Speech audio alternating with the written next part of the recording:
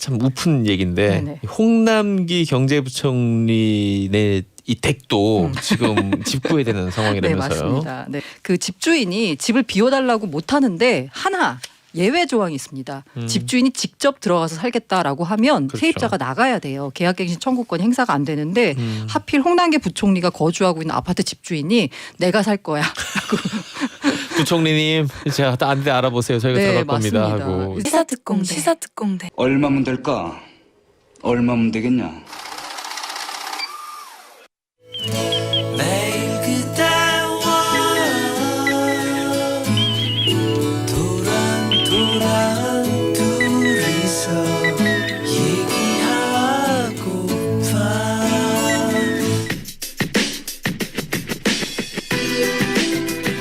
시사특공대 수요일 4부입니다. 매일 그대와 고란고란 얘기할 수 있는 우리 고란 기자님 나와 계십니다. 블록체인 미디어 조인디 고란 기자 안녕하세요. 네, 안녕하세요. 부동산 얘기부터 이제 시작을 해볼 텐데 홍남기 부총리도 본인이 이제 전세 나는 겪고 있다는 얘기도 있다 할 거고 이 전세 얘기 좀 해보겠습니다. 네네. 이 홍남기 부총리를 전 비아냥이라고 봤는데 어쨌든 비아냥 거리는 이 글이 하도 여기저기 퍼져 있어가지고 네네네. 저도 커뮤니티에서 봤고 그런데 어제 이제 또 사람들이 깜짝 놀랐던 사진은 네. 뭐라고 할까 아파트에 이렇게 사람들이 줄 서 있는데 네, 이게 네. 사실 사진만 보면 이거 뭐 하는 건가 저도 싶어요. 그래서 네. 왜 이렇게 서로 아는 사이 같진 않은데 일단 그 얘기부터 먼저 해보겠습니다. 이게 어디입니까 도대체 이 사진 이 이게 주인공은? 가양동에 있는 한 아파트 단지예요. 가양동의 이 아파트 아파트. 사진을 보면은 복도식입니다. 그 복도에요 9팀 정도가 이렇게 쭉 서 있습니다. 네. 뭐 하는 건가 봤더니 이게 집 내부를 확인하기 위해서 줄을 서 있는 거예요. 집 보러 온 분들. 집 보러 온 분. 근데 요새 아마 코로나19도 있고 워낙 전세 시장에서 그 수요와 공급 측면에서 봤을 때 공급이 딸리다 보니까 네. 이 집 그리고 전세를 지금 현재 세 들어 사는 사람들 입장에서는 집 보여주기 싫잖아요. 그렇죠. 좀 찜찜하기도 하고. 네. 그러니까 이제 공인중개사들이 아마 사람들 다 모은 것 같아요. 집 보고 싶은 사람들. 이날 이때 가면 네, 볼 수 있다. 맞습니다. 그래서. 그럼 세입자 입장에서는 그 시간대만 딱 열어주면 되는 거잖아요. 그래서 순서대로 이제 9팀이 줄을 선 다음에 차례로 들어가서 집을 보고 나옵니다. 그리고 나왔더니 집 내부를 확인한 다음에 진짜로 전세 계약 의사가 있는 팀이 5팀 정도가 됐대요. 팀 중에 5팀. 예, 이 5팀은 다시 이제 중개사 사무실로 와가지고 제비 뽑기를 했다라고 합니다.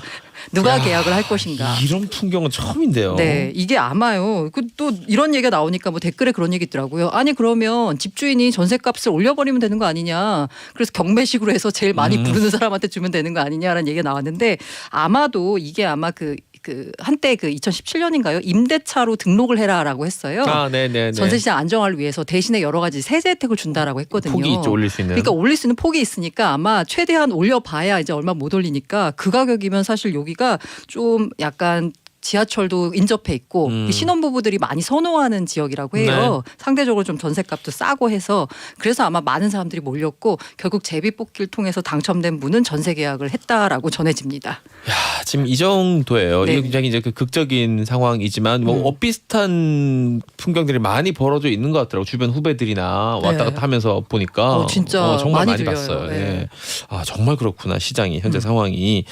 자 지금 문제는 참 우픈 얘기인데 네네. 홍남기 경제부총리의 이 댁도 지금 집구해야 되는 네, 상황이라면서요. 맞습니다. 네.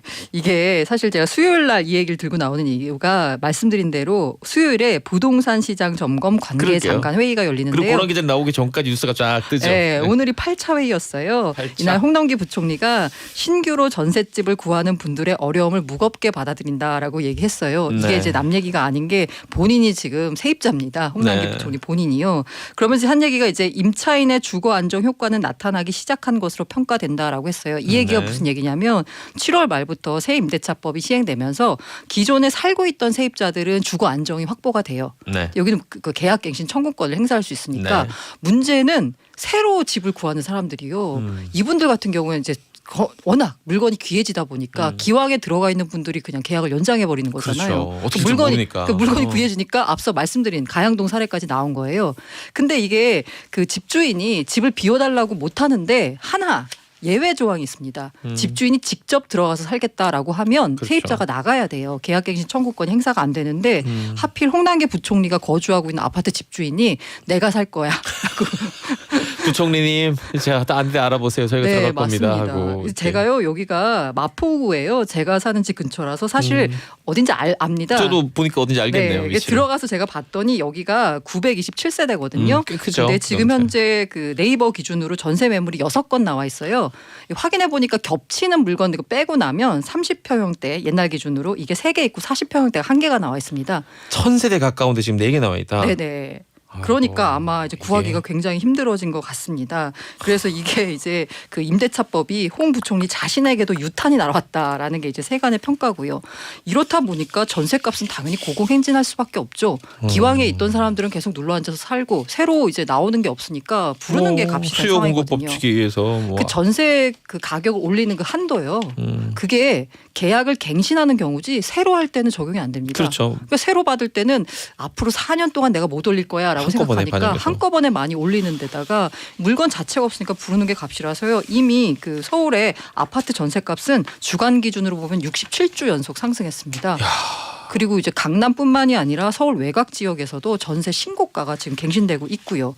이러니까 전세값 오르니까 당연히 전세 대출도 증가폭이 역대 최대였던 2월에 버금가는 수준으로 늘어났습니다. 이게 사실 그 이 전대 임대차 시장 같은 경우에는요. 계약 전에 이제 학부모들의 이사 수요가 몰려서 보통 연말 연초가 성수기입니다. 네. 그리고 7월 9월은 좀 비수기거든요. 근데 비수기에도 이렇게 전세 대출이 많이 늘어났다는 건 그만큼 전세값이 많이 올랐다라는 거거든요. 이래서 우려하는 게 정부가 우려하는 게 뭐냐면요.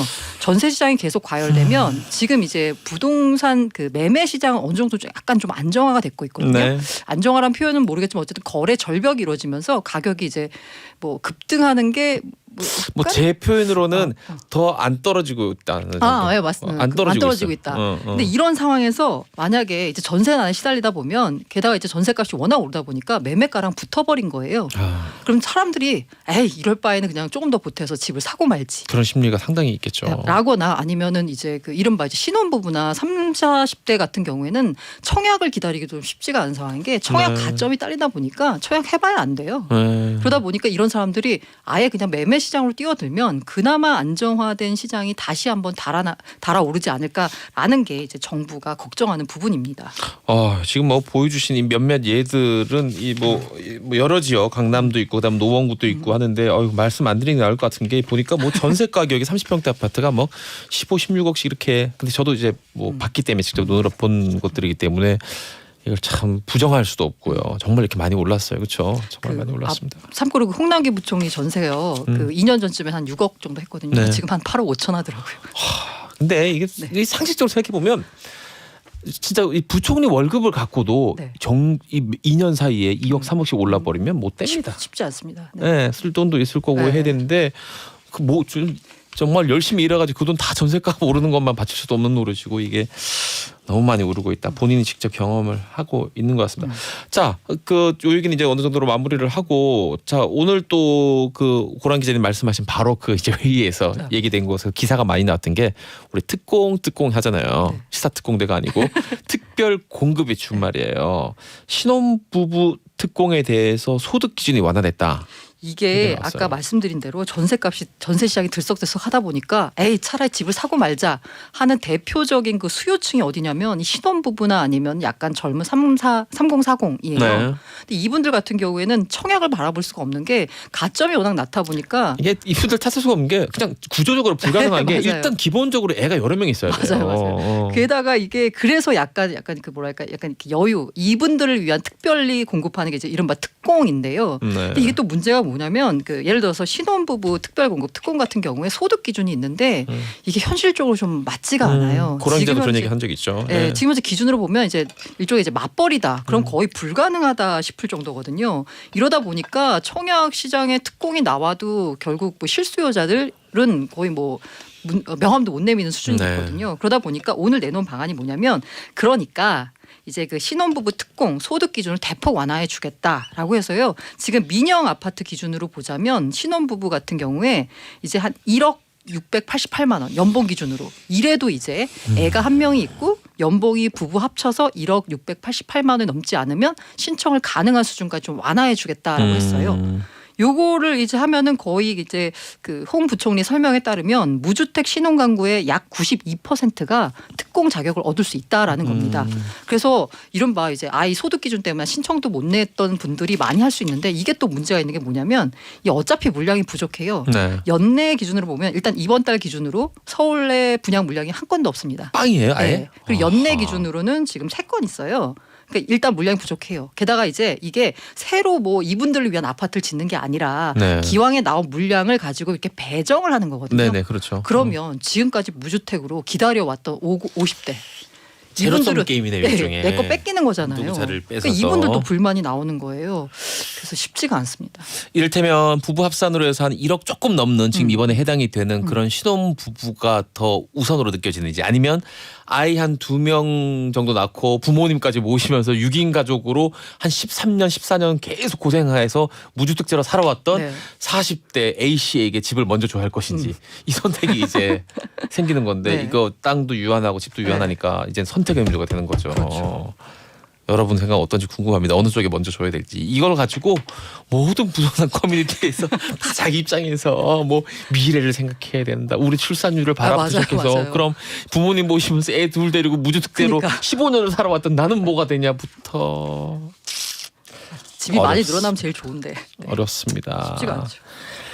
그래요. 자, 어쨌든 뭐 이 부동산 얘기 정도로 마무리하고 그다음 또 기업 얘기 하나 해보겠습니다. 일종의 한 시대가 이제 저물드는 완전히 거 느낌이 네. 듭니다. 현대차 얘기 좀 해볼까요? 이제 우리가 흔히 뭐 대기업 하면은 삼성, LG, 현대, SK 뭐 그리고 이제 현대인데 오케이. 3세 경영으로 안 넘어온 곳이 심지어 LG 이제 4세 경영까지 넘어갔잖아요. 그렇죠. 젊게 네. 젊은. 근데 이제 현대차는 이제 3세 경영 시대로 넘어왔다라고 볼 수 있습니다. 한 세대가 정말 마무리됐다라고 했는데요. 사실상 지금도 현대차 그룹을 이끌고 있는 건 정의성 수석 부회장, 아니 신임 회장이라고 이제 불러야 항상 되겠네요. 이제 그 언론 미디어에 노출됐던 게 이분 사진이에요. 네, 맞습니다. 거의 이제 이 아버지인 이제 그 정몽구 회장이 조금 약간 병 예. 연세도 때문에 워낙 고령이고. 네, 고령 때문에 이제 현장 활동을 못해서 사실상 이 신임 회장이 회장 역할을 했어요. 근데 오늘 드디어 법적으로 신임 회장이 됐습니다. 이사회 열어가지고요 회장 선임 안건을 통과시켰습니다. 그러면서 이제 오전 9시에다가요 임직원한테 메시지를 냈는데 메시지 제목이 뭐냐면 새해 장의 시작. 그러면서 뭐 메시지 얘기는 그렇죠. 이제 잘하겠다라는 건데 제가 약간 눈여겨봤던 게요. 그 메시지 전반적으로 창업자 정신을 굉장히 강조했어요. 그러면서 이 메시지에다가 정주영 선대 회장 그리고 정몽구 명예 회장 그리고 포니정이라고 하는 삼촌 이름까지 등장을 하고 네. 심지어는 그 인수한 기아차 있잖아요. 네. 이곳에 이제 창업주인 고 김철호 회장까지 언급을 하면서 창업주 정신을 굉장히 강조했습니다. 허허 그렇군요. 이 사실 뭐 이건 사담입니다만 이 현대가 여러 가지 전통이라든지 뭐 현대가 며느리 어쩌고저쩌고 하는 글 많이 읽어보셨죠? 네. 뭐 짐작은 됩니다. 이 분위기가 알겠습니다.